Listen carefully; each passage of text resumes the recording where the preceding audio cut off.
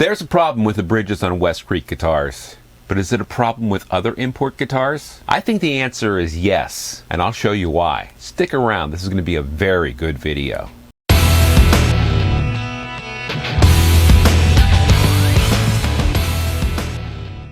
Let's review my issue with WestCreek guitars. On both the Revenge and the Helios, I had trouble intonating. I had trouble getting the D to intonate. There just wasn't enough forward travel for the saddle. On the Helios, I replaced the bridge with a Wilkinson. Link will be in the description.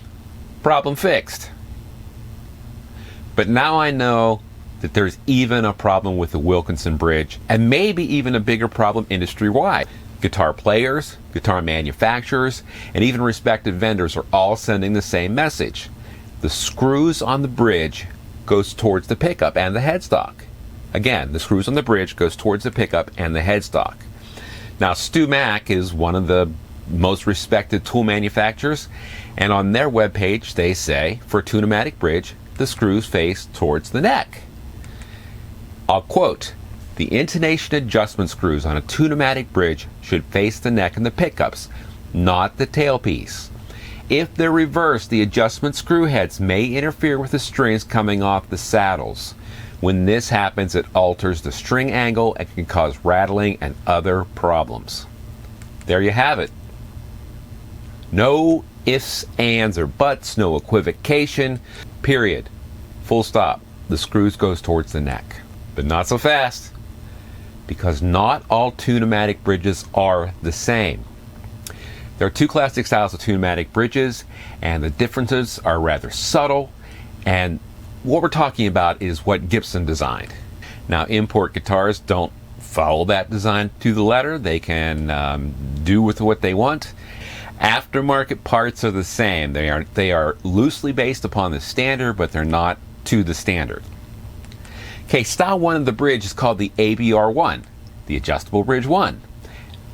Typically, the ABR1 style bridge is very narrow, and you can even see a wire retaining clip that holds it all together. That's your typical old style ABR1 bridge, and yes, the screws are supposed to be facing the neck and the pickups, just like we know that to be true. But folks, the bridge on the WestCreek, it's not an ABR style bridge. And the one that I put on the Helios, the Wilkinson, that's not an ABR style bridge either.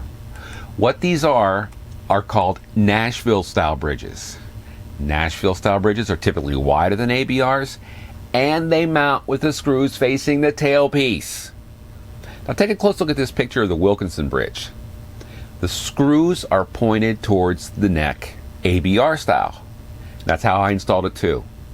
Now take a closer look at the string slots on the saddles. Notice the high E slot is wider and deeper than the low E.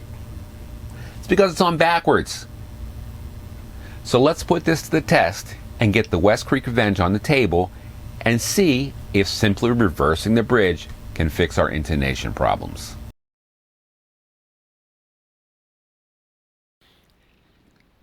As it sits, with the existing bridge on, the D string will not intonate.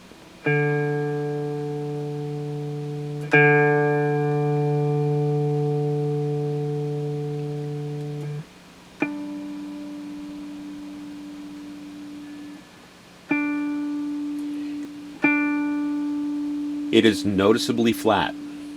In order for a flat string to come into intonation, you have to move the saddle forward.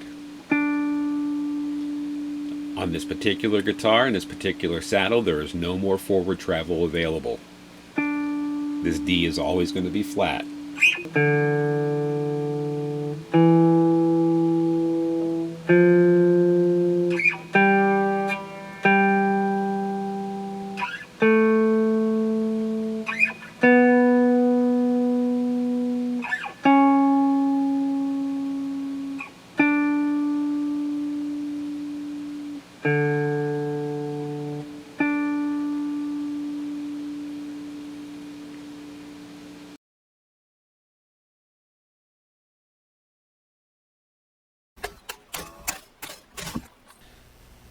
I present to you the correct way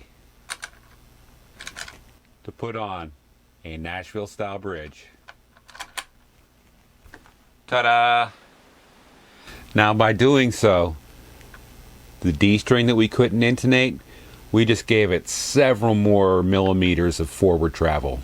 And I'll give you a close-up of this bridge and explain why. But there's a collar that prevents travel in the direction of the screw.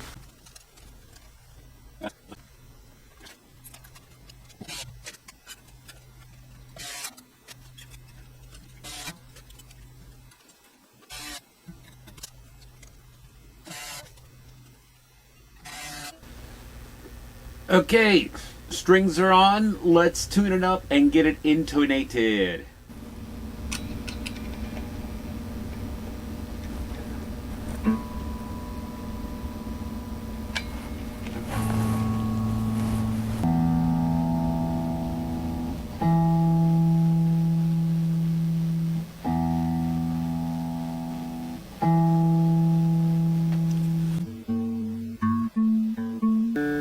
The D was a string that I could not intonate before. You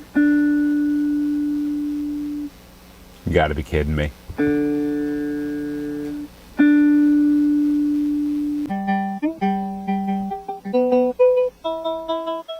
There it is, the Nashville style bridge, and it's intonated perfectly.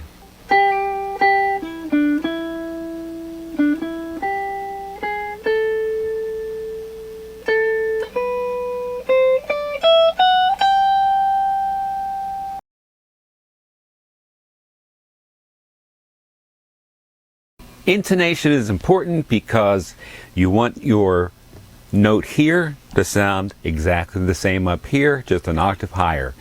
Intonation is important. And I believe that WestCreek is shipping their guitars with the bridge on backwards, as a Nashville bridge is intended to be mounted with the screws facing the tailpiece. Take a look at your other guitars. Do they have big, wide Nashville bridges?